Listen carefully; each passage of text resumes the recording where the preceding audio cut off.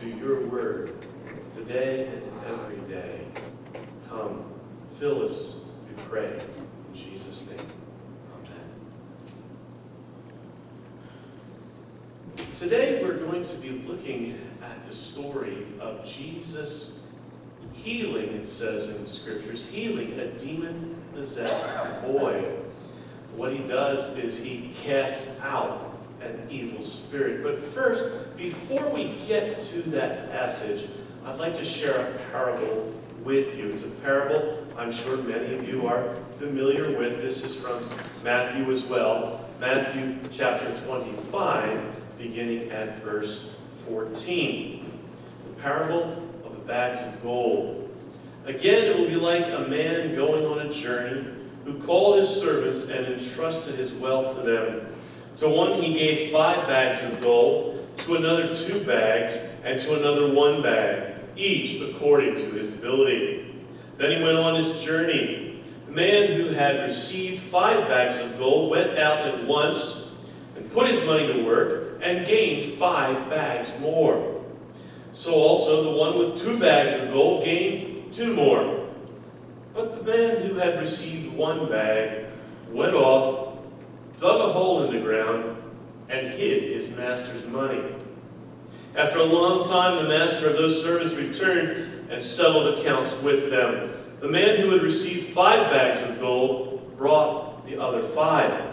Master, he said, you have entrusted me with 5 bags of gold. See, I have gained 5 more. His master replied, well done, good and faithful servant. You have been faithful with a few things. I will put you in charge of many things. Come and share your master's happiness. The man with 2 bags of gold also came. Master, he said, you entrusted me with 2 bags of gold. See, I have gained 2 more. His master said, well done, good and faithful servant. You have been faithful with a few things. I will put you in charge of many things. Come and share your master's happiness. Then the man who had received 1 bag of gold came. Master, he said, I knew that you're a hard man, harvesting where you have not sown and gathering where you have not scattered seed. So I was afraid and went out and hid your gold in the ground. See, here's what belongs to you. His master replied, you wicked, lazy servant, so you knew that I harvest where I do not sow and gather where I have not scattered seed. Well then, you should have put my money on deposit with the bankers, so that when I returned, I would have received it back with interest. So take the bag of gold from him and give it to the one who has 10 bags, for whoever has will be given more. They will also have an abundance. Whoever does not have, even what they have will be taken from them. And throw that worthless servant outside into the darkness, where there will be weeping and gnashing of teeth. Now, we should note here that this parable of the bags of gold or the 3 servants is also told in Luke chapter 19, verses 11 to 27. A little bit of a different twist. There are 10 servants. But in both tellings of the parable, both end up at the same place. Servant brings back the original amount of gold. That 3rd servant brings back the original amount of gold that was given to him only, and says, Master, I knew that you were a hard man, reaping where you didn't sow. Another way of saying this might have been for that 3rd servant, the one that we take to be faithless, is for him to have said to his master, what's the point? Why bother? Can't really get ahead or do anything anyway. What does it mean? What does it matter? In our world today, there are many of these kind of people who are pessimistic, fatalistic even, about everything. On the flip side, you have those who embrace those little gems that so many people live by, the little expressions like, you can be anything you want to be. If you put your mind to it, you can accomplish it. You can do anything you really want. If you don't at first succeed, what? Try again. 2 different ways of looking at the world. I want you to hold these two different ideas in mind as we read our passage that we are going to dig into today. This is also from Matthew's Gospel.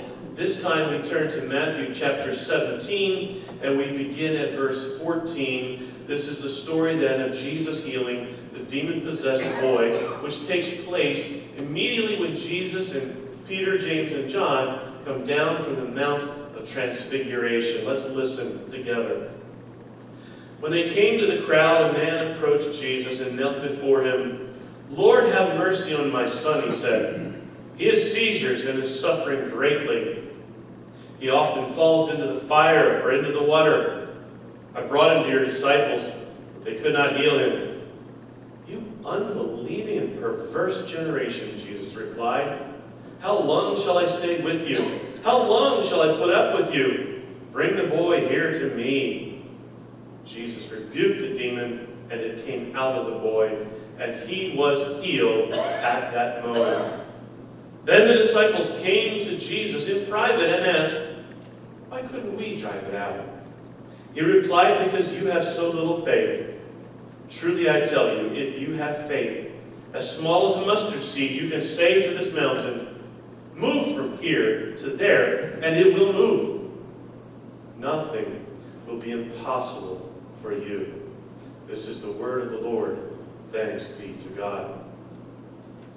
The first thing that we want to note here with the passage today is that this story is also told in another gospel. It is told in Mark, and it is also told in Luke. Now, in Luke 9:37 to 42, it is almost identical, almost word for word what you read in Matthew. If you turn to Mark, though, Mark 9:14 to 28, there's a significant addition to the story. After Jesus rebukes the crowd, after he rebukes the people's faithlessness, we have rhetorically questioning, how long must I be with you? After that, he turns to the man and he has a little bit of a conversation with the man. In Matthew chapter 9, beginning in verse 21, we read, Jesus asked the boy's father, "How long has he been like this?" "From childhood," he answered. "It has often thrown him into the fire or water to kill him. But if you can do anything, take pity on us and help us." "If you can," said Jesus, "everything is possible for the one who believes."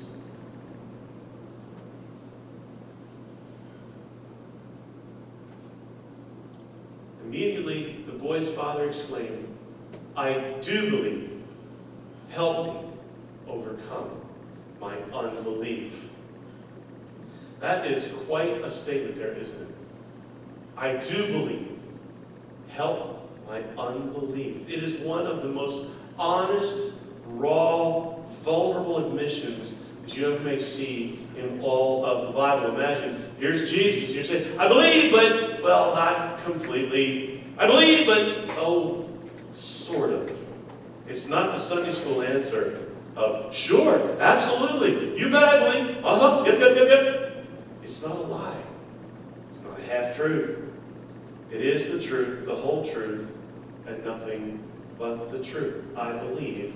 Help my unbelief.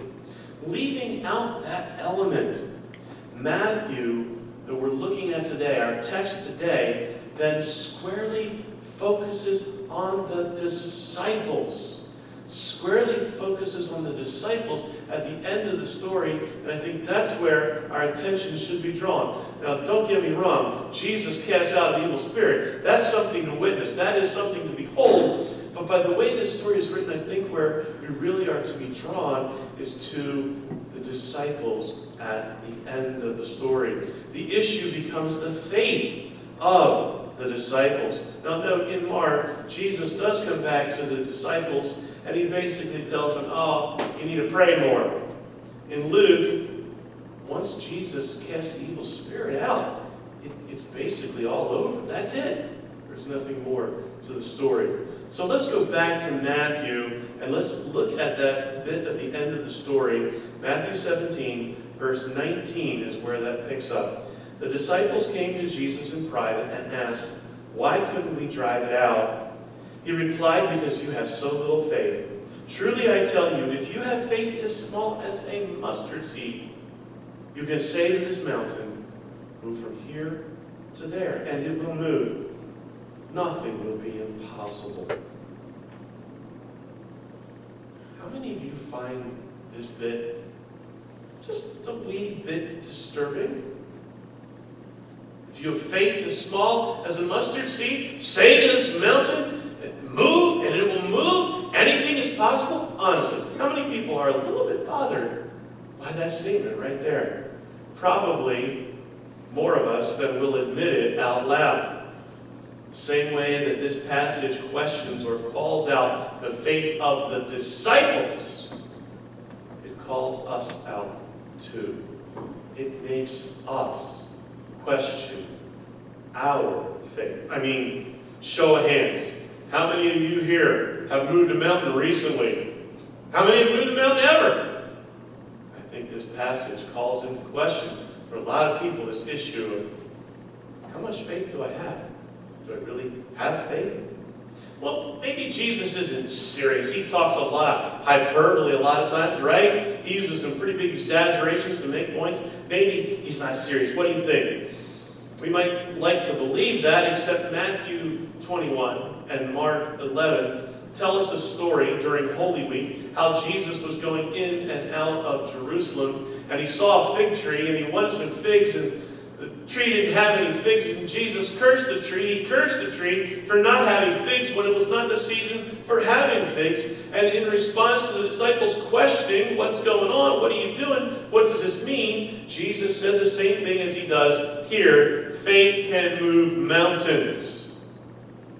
So I think he really means it when he said, faith the size of a mustard seed can move a mountain. Side note here, just musing, wondering, if faith the size of a mustard seed can move mountains, what would faith the size of a walnut do?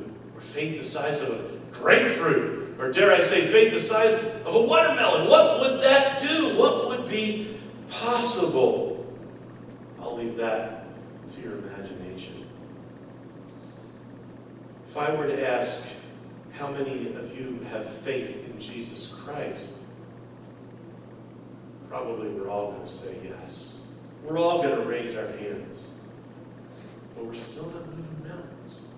What's that all about? What is faith? What does it mean to have faith? Hebrews 11, verse 1 is probably the most recognizable verse that comes to mind for folks. When we talk about faith, I'd like to share that and a little bit more now. Faith is the confidence of what we hope for and the assurance about what we do not see.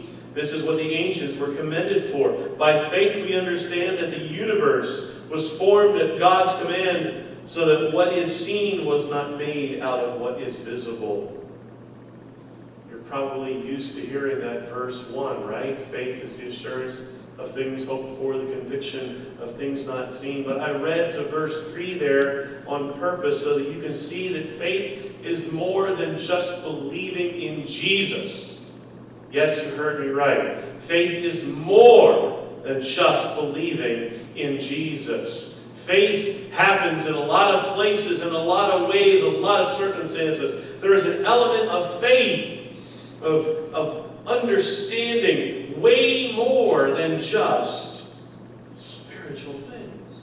There's an element of faith in so much more than just spiritual things. There's an element of faith in what we believe about so many seemingly ordinary things we might take for granted. This might sound silly, but there is an element of faith, an assurance of things hoped for, the conviction of things not seen, to take any medicine that you can think of.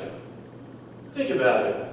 The doctor prescribes something, you go pick it up, and you come home with a bottle of pills, and this batch of pills looks like every other batch of pills. you're looking at that, or you're looking at this syrup in a bottle, and you're thinking, what's that going to do when it goes in my body? Is it going to take care of what's wrong or broken? What's it going to do to everything else? Well, the doctor said, so here I go, down the hatch. There's an element of faith. There is some degree of faith when you hop in the car and you pull out on the road.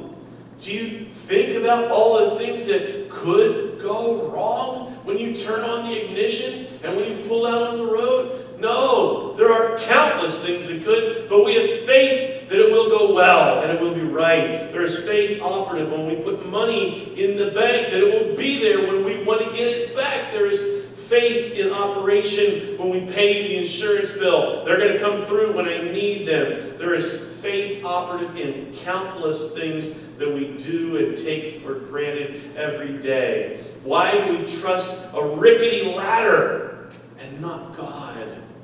Why do we not waver when it comes to the sun? Oh yeah, absolutely. But question the one who made it.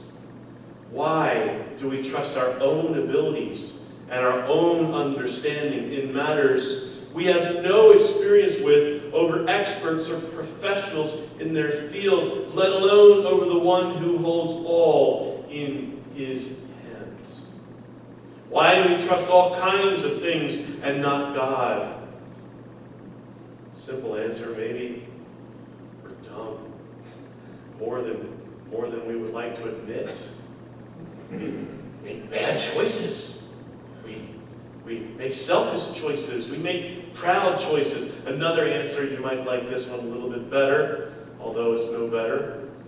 Some forms of faith, believing, are more socially acceptable than others. Nobody's going to question you when you talk about the sun and its place in our universe. But many people will question you when you talk about the Son who died on the cross. Many will try to tell you, to convince you that your faith in Jesus, your faith in God is dumb. It isn't grounded in reality or even common sense. To defend that would be a much longer sermon and service today. But we know what we believe, amen? We know that God exists, that He made us, that He formed us in His image. We know that He sent His Son to save us. We know there's the promise of eternity before us, and it's possible that we can have it because of Jesus. We know these things, yes? We have faith. Except we aren't moving any mountains.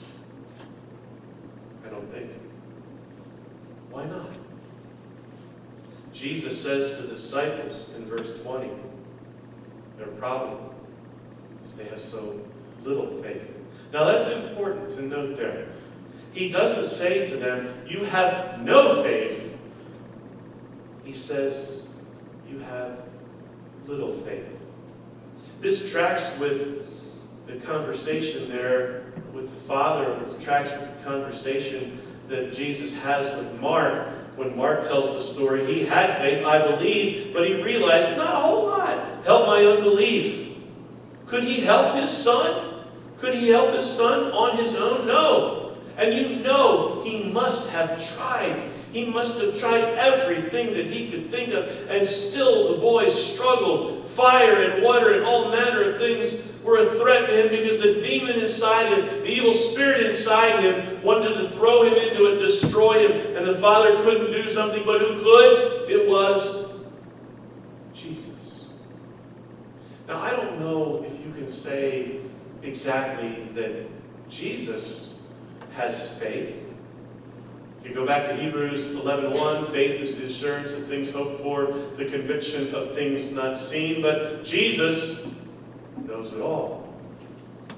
What is a mystery to him? He is the power of God incarnate, not just the Word incarnate. All things are possible to him, for him. Do we believe that all things are possible for him? We say yes, but often what we mean is more theoretical, or it's for others. Boy possessed isn't hypothetical or theoretical, is it? It's real. It's urgent. Do we believe? Yes and no. And often it gets harder the more personal that it becomes, because we know how sinful we are. We know how broken we are. We know how scared we are when things are dire. But this is precisely when we need faith the most. Or in other words, when we need Jesus. When we need the Holy Spirit. When we need God the Father the most.